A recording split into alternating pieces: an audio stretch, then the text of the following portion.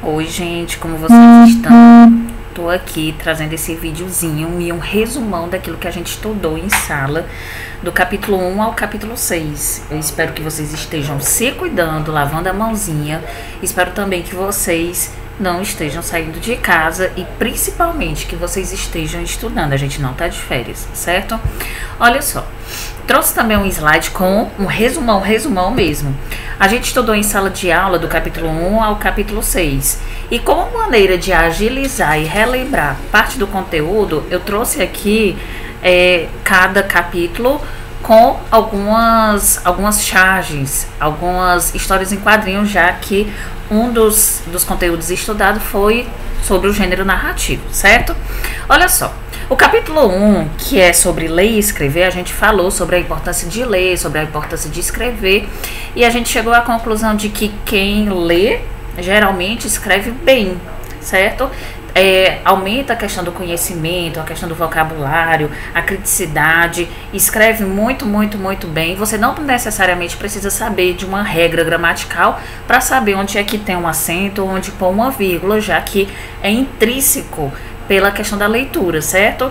Então eu coloquei uma chargezinha aí da Mafalda, né? A Mafalda olha pro amiguinho dela e fala: viver sem ler é perigoso, te obriga a crer no que te dizem. Será? Se você lê, se você tem argumento, se você tem conhecimento sobre determinado assunto, você não vai acreditar em tudo que lhe falam. É tanto que vem aí e entra as questões das fake news. Gente, cuidado. Tem dúvida? Busca saber, busca ler, pesquisa, procura, não fica naquele negócio do achismo. Hoje a gente está vivendo um tempo a qual o achismo caiu por terra. A gente tem que estar respaldado naquilo que é de conhecimento científico, principalmente, certo? No capítulo 2, a gente falou sobre os níveis de linguagem, que existem dois tipos de linguagem, linguagem formal e o informal. E dentro da linguagem formal, é necessário ter embasamento nas normas e regras gramaticais. A gente tem que falar e escrever, principalmente na redação, seja na escola, seja no Enem ou em qualquer vestibular, de maneira concisa e de maneira que a gente respeite as regras gramaticais. E também tem a linguagem informal, que é a utilização da linguagem que nós usamos cotidianamente, com a questão das gírias, o nosso regionalismo, inclusive quando a gente escreve no WhatsApp, escreve de maneira reduzida. Nós comentamos isso em sala, certo?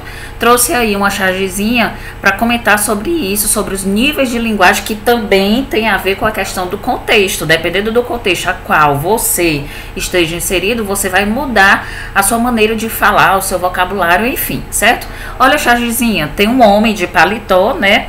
E ele fala: veja que belos movimentos elípticos fazem essas ondas, meu caro amigo, pegar-las embos, mesóclise, nesse instante ou tardiamente. Ou seja, em outras palavras, ele está dizendo, né? Olha, essas ondas a gente vai pegar agora ou mais tarde.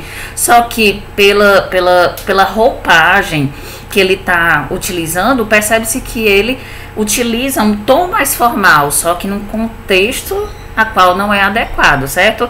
E vocês são leitores, vocês são usuários da nossa língua e sabem compreender isso. No capítulo 3, nós estudamos sobre a questão dos tipos e gêneros textuais. Eu falei que existem 5 tipos textuais, e dentro desses tipos textuais existem os gêneros, que é a maneira como o texto chega pra gente. Primeiro tipo textual é o narrativo, que tem aí alguns gêneros como crônica, romance, fábula, piada. Professora, mas piada é um texto narrativo? Quando se conta a piada do Joãozinho, é um texto narrativo em terceira pessoa, ok? No próximo tipo textual é o descritivo. Meu gato tá ali. O descritivo tem aí alguns gêneros, certo? Retrato, anúncio de classificados, receita culinária, que tem a descrição lá dos ingredientes que vão ser utilizados na receita. Próximo, argumentativo. Futuramente vocês vão estudar o texto argumentativo, o texto dissertativo argumentativo no Enem. E tem aí alguns gêneros, como o manifesto, a qual tem a argumentação, o sermão, a crítica, a monografia. Quando vocês entrarem na universidade e estiverem terminando o curso, vão fazer a monografia colocando a argumentação, a tese, a opinião de vocês dentro de um texto para que vocês possam se formar. E a redação dissertativa, que é a que vocês fazem no Enem. O texto explicativo, ou também conhecido como expositivo, tem aí, né, predominante em gêneros como aulas expositivas, conferências, livros didáticos, dicionários, além daqueles textos de teor jornalístico, né, a qual expõe determinado fato, ato ou situação. E por fim, o texto injuntivo ou instrucional, que tem como principal característica a utilização, geralmente também, né, não é sempre, do verbo no imperativo, que é o verbo que designa ordem. Tem aí alguns gêneros como horóscopo, propaganda, venha, aproveite, né, com a utilização do gênero a utilização do verbo no imperativo. Tem aí receita culinária, manual técnico e etc. Então, nós estudamos isso, nós fizemos algumas atividades contidas na apostila e também vocês fizeram atividade do portfólio. A narração tá no capítulo 4, deixa eu ver aqui, voltar. Narração, a gente estudou do capítulo 4 ao capítulo 6. Capítulo 4, nós vimos a questão dos personagens, né? Protagonista, antagonista, secundário.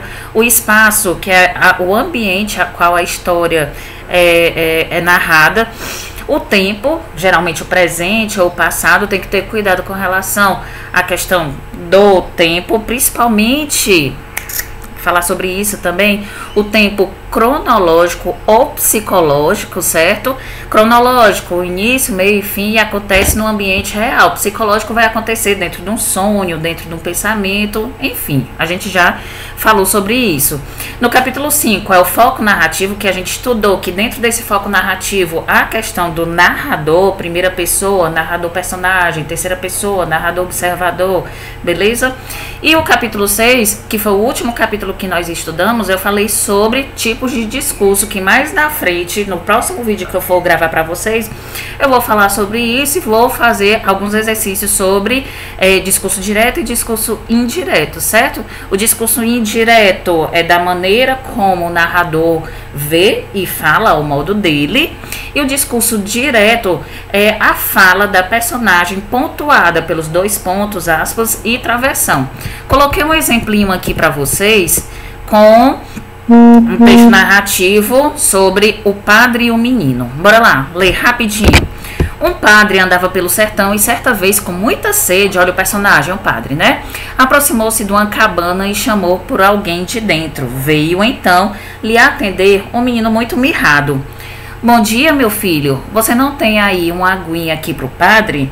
Água tem não, senhor. Aqui só tem um pote cheio de garapa de açúcar. Se o senhor quiser, disse o menino. Serve, vá buscar, pediu-lhe o padre. E o menino trouxe a garapa dentro de uma de uma cabaça. O padre bebeu bastante e o menino ofereceu mais. Meio desconfiado, mas como estava com muita sede, o padre aceitou. Depois de beber, o padre, curioso, perguntou ao menino: me diga uma coisa, sua mãe não vai brigar com você por causa dessa garapa? Briga não, senhor. Ela não quer mais essa garapa porque tinha uma barata morta dentro do pote.